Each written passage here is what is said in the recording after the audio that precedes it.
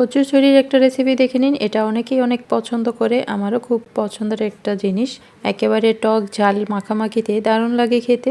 তো প্রেসার কুকারে প্রথমে আমি সিদ্ধ করে নিয়েছি ভালো করে ধুয়ে। এবার ঠান্ডা পানি দিয়ে আবারও কয়েকবার ধুয়ে তারপর ছুলে নেব।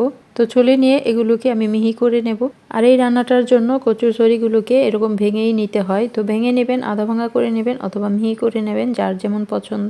তো আমি মিহি করে নিয়েছি, 2-1টা দানা রয়েছে। এটা এমনিতেই খেতে বেশ ভালো লাগবে। এবার কড়াইতে অল্প তেল দিয়ে দেব রসুন কুচি, পেঁয়াজ কুচি, কাঁচামরিচ ফালি আর শুকনা মরিচ।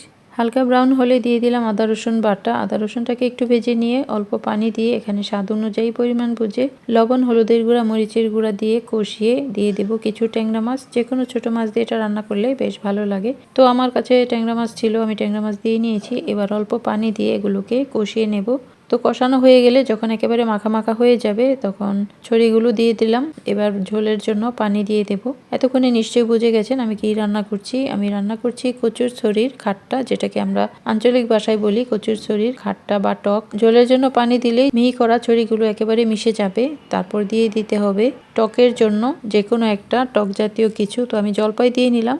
আর জলপাই দেওয়ার আগে জলপাই কেটে ধুয়ে তারপর লবণ দিয়ে একটু ভিজিয়ে রেখে দেবেন। আর না হলে দেখা যাবে ডালে দেন বা এরকম টকে দেন, সেটা একটু কালচে টাইপ হয়ে যায়। লবণ দিয়ে ভিজিয়ে রাখলে সেটা কিন্তু আর হবে না। জলপাইগুলো সেদ্ধ হয়ে যখন ঝোলটা একদম মাখা মাখা হয়ে যাবে তখন নামিয়ে নেব। আর চেক করে লবণ লাগলে লবণও দিয়ে নেব। তো দেখুন, এটা কিন্তু গরম ভাতের সাথে দারুণ লাগে খেতে। তো এটা ঠান্ডা হতে হতে ঝোলটা আরও টেনে যাবে, তাই আমি একটু বেশি ঝোল রেখেই নামিয়েছি।